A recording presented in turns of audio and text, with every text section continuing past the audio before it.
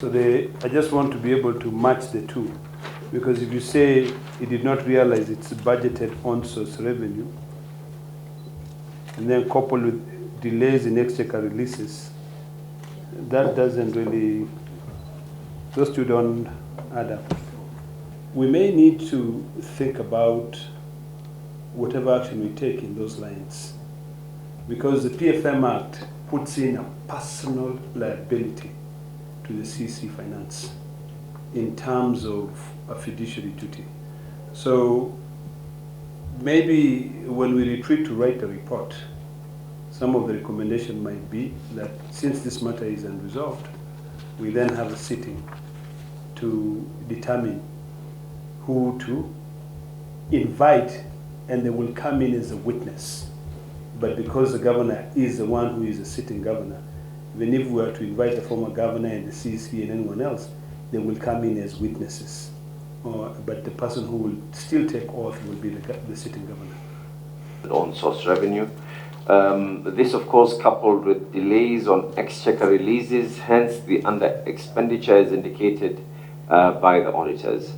The correct expenditure budget was 36.1 and not 61.2 million as stated in the financial statements, and there's an appendix with the budget on the same. Auditor, you have further comment on the response? Chair, the issue remains out. On that particular query, I asked the question of the 34,000. Now, if the beneficiaries of this fund were applying the resources given to them by the county government in the purpose intended, then they should have been able to pay.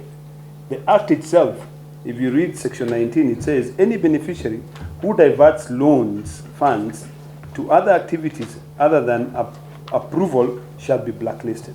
Senator Kina has said, and yourself, actually that is the reason why in my statement I actually indicated that once we have the new Act in place, with the financial institution that we will be working with, who are the ones who are going to be now running this fund, one of the prior requisition would be that anyone who will now apply for this and had not previously paid will not be allowed. So what we have basically done is taken all the things that are in the current Act, which is basically the word dormant is even a safer word to use, but this fund is as good as dead.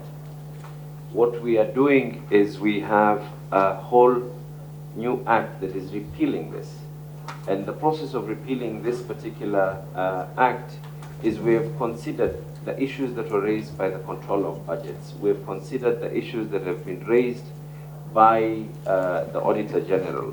And we will definitely be honored to receive the recommendations from the Senate as well.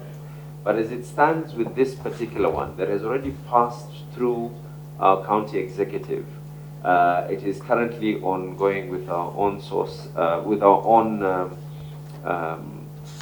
public participation, and thereafter we send this to, we are hoping to actually send this quite soon to, because one of the things that is there is we want to ensure that if this passes into law, with the new Act, with the new team in place, with the new issues that have been raised, what we want to do, Chair, is actually before, hopefully, that is if this goes through, before June, to start giving our fishermen part of this money.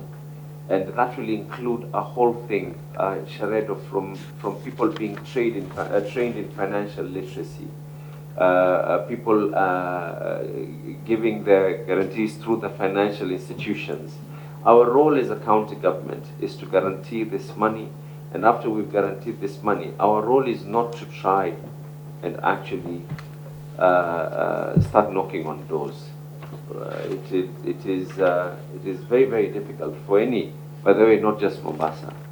I don't think any county government will be able to handle a fund of this nature where it is meant to be revolving. The word revolving will cease if it is run by the county government. It is my humble opinion on that. Chair, maybe before senior counsel. Talking the truth. This is government money. This is Mwananchi's money. With this 54 million, Governor, in our discussion and the way you're trying to respond futuristic, he PESA ZIMEPOTEA. And you still have a Joseph within your county. It raises so many questions. I'm just concerned. What is he doing and which office did you take him? He was employed in the county government of Mombasa, was employed under social services. He was not employed to be a fund manager. It is when we came in and saw some of these things that are there, is he had to be able to step aside from this fund.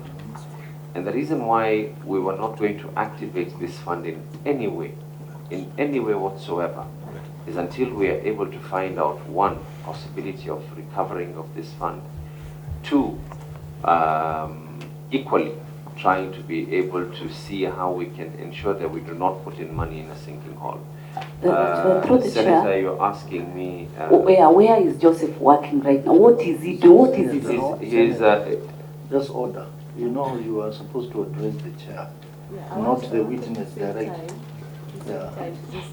So he's working in the Department of Social Services. He's actually a social service. We have a Department of Social Services. His role was not... Chair, again, I wish I can be able to be in a position where I can read the mind of the previous chief officer. I wish I can be able to read the heart of the previous CCs who are there. But the wisdom as to why they picked an employee who was there to handle this particular fund,